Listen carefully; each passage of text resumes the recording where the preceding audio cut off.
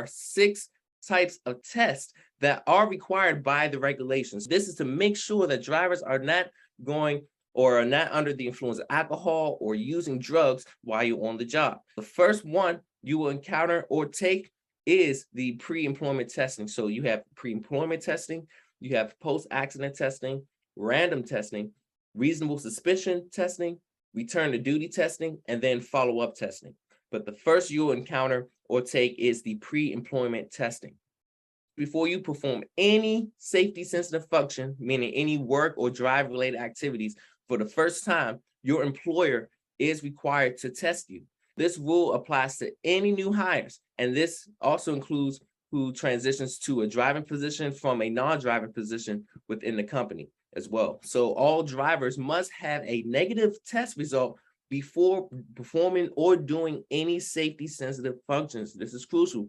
And note, a motor carrier may choose to include alcohol testing as part of their pre-employment process, even though it's not specifically required by the regulations. This is the first step as it comes to taking the test. It's required before you are employed by the either motor carrier or by the company. And even if you are a motor operator, you need to go through this yourself. Then you have post-accident tests. Hopefully you'll never have to experience a post-accident alcohol or drug testing procedure.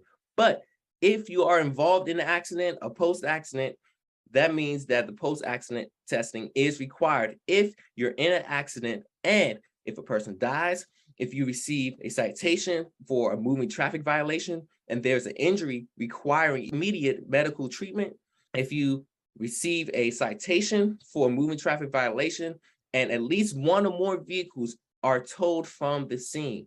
That are the main things that will require you to take a post-accident test. So when it comes to post-accident alcohol testing, a post-accident alcohol test must be done as soon as possible after the accident, and it must be initiated not later than 8 hours from when that citation is issued or 8 hours after the accident. Now, usually tests really take place within 2 hours of the incident or accident. As it relates to post-accident drug testing, the post-accident drug test must be initiated as soon as possible, but no later than 32 hours after the accident or the incident. Now, if you are subject to post-accident testing, you must remain or be available for testing. You must be ready and available for testing. And if you're not available, that is considered as a refusal to test. And by default, that means you will be treated the same as if you failed an alcohol test or if you tested positive for drugs. In other words, refusing to take the test is the same in the eyes of the law as failing an alcohol test or testing positive for drugs. That's why you really need to be ready to take the test and be compliant for that. So the motor carrier must provide and give you a post-accident information, procedures, and instruction before you can even operate a commercial motor vehicle.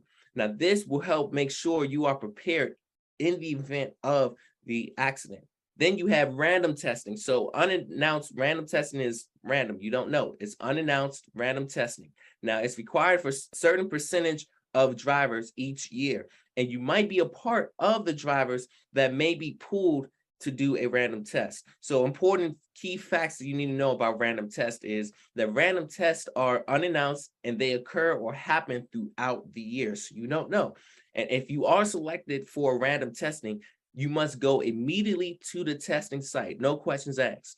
If testing can be performed just before, during, or immediately after performing a safety sensitive function, which is work-related activities, meaning this random test can happen before you go to work, it can be happen during work, or immediately right after you finish work. That's part of random testing, is random. And random testing for drugs may be performed at any time while you're at work for your motor carrier. And a random test must be spaced out through the year. That is the main difference for random testing. Specifically, a valid method that must be used to select drivers for testing. So it must be a valid method. Now, drawing names out of a hat is not considered a scientific valid method of randomly selected drivers. So, but once you are randomly tested for drugs or alcohol during that calendar year, then that means your carrier must return your name to that random pool for each new selection in order for every driver to have equal chance and opportunity of being tested during that selection process. Then you have reasonable suspicion testing. So if your carrier has a reasonable suspicion that your behavior or appearance may indicate or show alcohol abuse or drug abuse, then they're required to either administer or initiate that testing. And the key word is reasonable suspicion. So reasonable suspicion testing is based on the observations of a trained supervisor. Now that supervisor's determination of that reasonable suspicion, meaning what they suspect, it must be based on specific and clearly stated observations based on your appearance, behavior, speech, and body odors. Now, indications or signs of chronic or withdrawal effects of drugs may also be considered when you are determining a reasonable suspicion for drug testing. So when you're determining reasonable suspicion, if a driver reasonably suspects drug or alcohol abuse, a supervisor must observe you personally, must be trained according to the regulations to make sure that reasonable suspicion determination is valid, and document the observations that will lead to making that determination. So you cannot be ordered to take a test based on a hunch or intuition or by hearsay. It has to be based off of observations in your appearance, behavior, speech, and body odors. Now, when it comes to reasonable suspicion, the alcohol testing. So observations of reasonable suspicion, alcohol testing must happen just before, during, or just after you perform a safety sensitive function or any work related activities. Now, the person that makes the determination may not also conduct the alcohol test. In other words, the same person that made an existing reasonable suspicion cannot be that same person that actually conducts the alcohol test.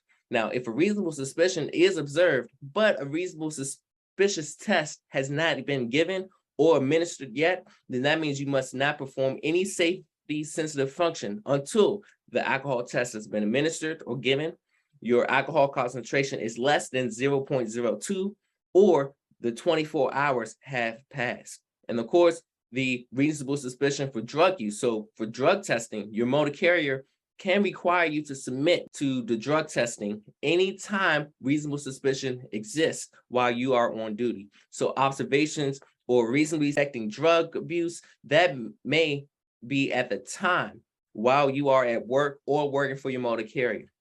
And the regulations don't give a motor carrier authority to take action against you based on solely on your behavior and appearance with not a test result. But the motor carrier can and may act independent of those regulations. So in other words, the regulations don't give the motor carrier authority to take action based on you.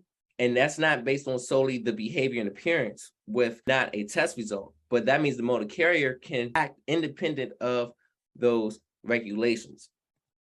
And then, of course, you have the return to duty test. If you fail an alcohol test, tested positive for drugs, or refuse to take an alcohol drug test, then you will be removed from all safety sensitive functions, including driving. You will be evaluated with a substance abuse professional, also known as SAP, and they'll successfully participate in any education or treatment of the program that the SAP prescribes or requests from you. And that's before you're allowed to return to any safety sensitive function or work related activities. SAP is substance abuse professional.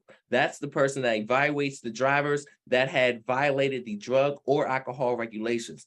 And they also make recommendations for education, support, treatment, and follow-up testing and aftercare as well. So be ready to undergo return to duty testing. So you must go through that return to duty test that shows or indicates the results of an alcohol concentration of less than 0.02 and or a verified negative drug test. And this is for if you failed an alcohol test, if you tested positive for drugs, or if you refuse to take an alcohol or drug test. Now, the follow-up test will be subject to follow-up testing once you have successfully passed the return to duty test and return to safety sensitive functions or work-related activities. Now, the number and frequency of tests are determined by SAP, which is Substance Abuse Professional, but it's most consistent of at least 6 tests during the first 12 months following your return to duty. In other words, it will take at least 6 tests in a 12-month span after returning to work. So this is part of the follow-up test. Now, the follow-up testing can last up to 5 years or up to 60 months. And this is to be sure that you are not violate any alcohol or drugs regulations when you are driving or operating a commercial motor vehicle, or when you are doing a safety sensitive function, which is work-related activities. Hey, BET Trainer here. Listen, if you really had true value out of this video, go ahead and click that like button and share some honest comments about this video, because this is going to help other people as well see the video and get the value information, so that way they can be inspired by what you're doing right now as well. So also, if you want to get the latest updates, go ahead and click the subscribe button, so then you can be able to always be updated on the next instant video that will be put out. So again, go ahead and do that. And this video was sponsored by BET Life Services and CDL for Life.